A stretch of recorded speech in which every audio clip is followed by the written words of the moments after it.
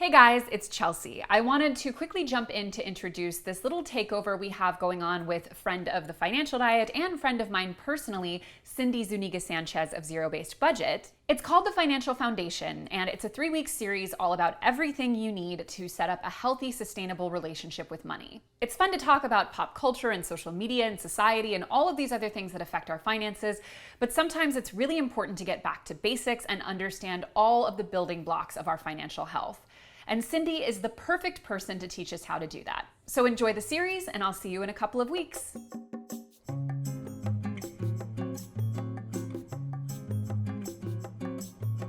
As someone who used to be a domestic worker for high net worth individuals, I've been struck by White Lotus in particular as to how accurate many of the portrayals of working for these individuals was. It was especially accurate, for example, to the experiences I had working at yacht and country clubs. But in the case of Succession, we're talking about a level of wealth that's so far removed from day-to-day society that it's unlikely that most people would ever have encountered people like this.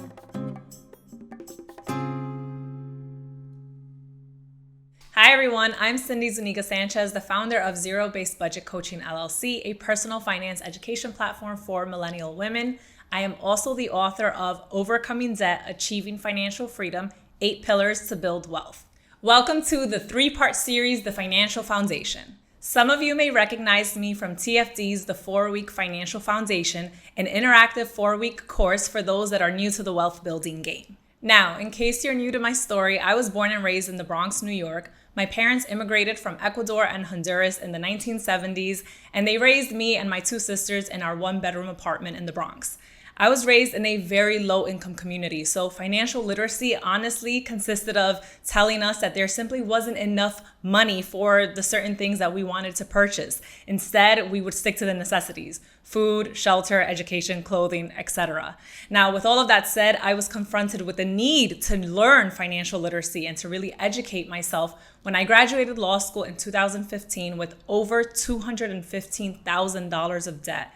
I immediately felt extremely overwhelmed, pressured, and honestly quite embarrassed about the challenges that I was facing with my money. I found myself desperately seeking personal finance resources so that I can get my money in order. And I found them. I found resources such as TFD, podcasts, blogs, books, and more. In December 2019, I officially became debt-free, having paid off $215,000 of debt, which consisted of approximately $202,000 of student loans and about $13,000 of credit card debt. And now I'm on a mission to help people create realistic money plans to achieve financial freedom. I'm excited to kick off the first in this series to talk about a tool that was instrumental to my personal finance journey: the budget. You see, in my experience, creating a budget is rarely the issue. Rather, sticking to the budget is. So I'm excited to share one of my favorite foolproof ways to sticking to your budget: the reverse budget. Let's dive in. Simply put, a budget analyzes your income and expenses over a designated period of time. Whether you are looking to save, invest, pay off your debt, a budget is the key foundation for whatever financial goal you may have. TFD has covered many different budgeting methods, from the 50-30-20 budget to the zero-based budget and more. But in today's video, we're speaking to those that honestly don't really like budgeting. Look, the truth of the matter is that many people find budgeting restrictive, time-consuming, boring, and really difficult to stick to. Look, I hear you. So the first thing that I want you to do is to do a simple swap of words. If the word budget makes you cringe, swap it for your money plan instead. Words have power, and this simple swap can help you start seeing your money plan as a tool to get you to where you want to be. Second, if the reason why you don't like budgeting is because you find it really difficult to stick to, time-consuming, cumbersome, consider the reverse budget. Reverse budgeting is a budget method where your focus is on your financial goals, such as saving, debt payoff, retirement, and other investing goals, rather than focusing primarily on your expenses. The reverse budget is also known as the pay yourself first method because you are paying yourself first by building your budget first around your financial goals rather than building it around your expenses.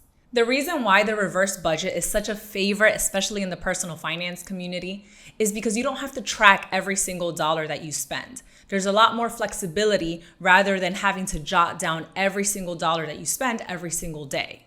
Okay, now let's get into how to create a reverse budget. Now, the reverse budget does require some initial setup. So to help us walk through that setup, we're gonna look at Anna's budget. Anna earns a monthly net income of $4,000. She has never been much of a budgeter and cringes at the thought of tracking every single dollar that she spends. She has tried to save what is left over at the end of the month, but finds herself making little progress on her goals. She opts for the reverse budget so that she can prioritize her financial goals while not having to track every single dollar that she spends. Step 1, assess your monthly cash flow. You need to understand how you're managing your money. Specifically, what comes in and what goes out of your bank accounts every single month. For this step, I recommend analyzing 4 core numbers: your monthly income, monthly savings and investments, monthly expenses, and any monthly debt payments that you may have. And if you have not already done so, now would be a great time to assess your monthly spending.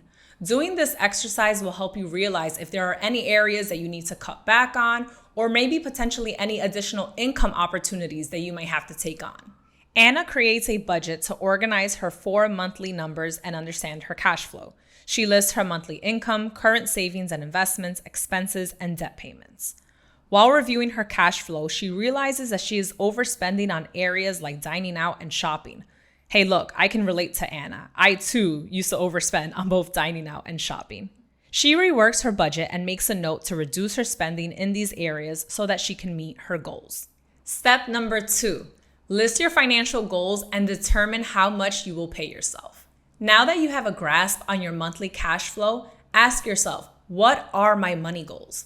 Perhaps you're working on saving for an emergency fund or funding that dream trip to Costa Rica, or perhaps you really want to pay off that credit card that you've been struggling with for years. Write down your goals with the corresponding amounts that you want to direct towards those goals monthly. You're going to add up those amounts, and that's the amount that you're going to prioritize every single month.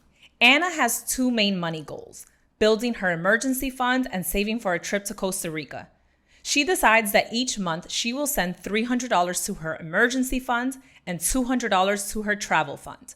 The total amount that she will prioritize in her budget is $500 monthly. Step number 3, create a system for your reverse budget. After you've decided on the amount that you will pay yourself, it's important to set up a workflow across your financial accounts to ensure that you actually stick to your plan. And one of the easiest and best ways to do this is to set up automatic transfers. Anna is paid on the 1st and 15th of every month.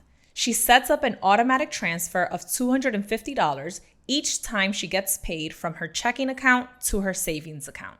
If Anna wanted to take things further, she can ask her employer's payroll department to automatically transfer this money from her pay to her savings account. This way, Anna never even sees the money in her checking account. Last step, step number 4, spend the rest. Once you've covered your financial goals, you are free to spend whatever remains in your checking account without having to create budget categories or even track every single dollar that you spend, because your main priority, paying yourself first, paying your financial goals, has already been covered.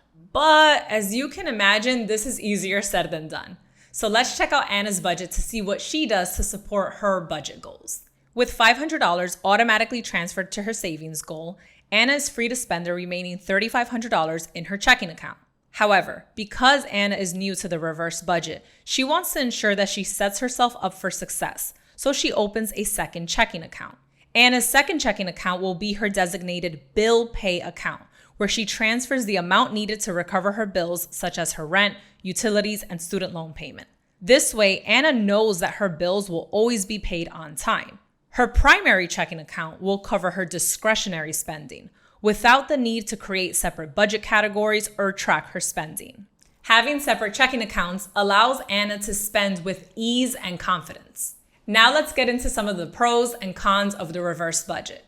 Pros: because the reverse budgeting method prioritizes your financial goals, you can be confident that you are making consistent progress towards those goals. Second, there's no need to categorize your various expenses or carefully track your spending. Cons: Because you are free to spend what is remaining in step 4, this method may not be ideal for those who have struggled with controlling their spending. This is why having the right systems and bank accounts is key to ensuring that this budget method works. Second, be careful with being too ambitious and directing too much money to paying yourself, which could lead you to having insufficient funds for your other expenses. I recommend starting off conservatively with the amounts that you decide to pay yourself. You can always increase this amount once you get the hang of things. Now let's get into my top 2 tips for a successful reverse budget. First up, automate, automate, automate.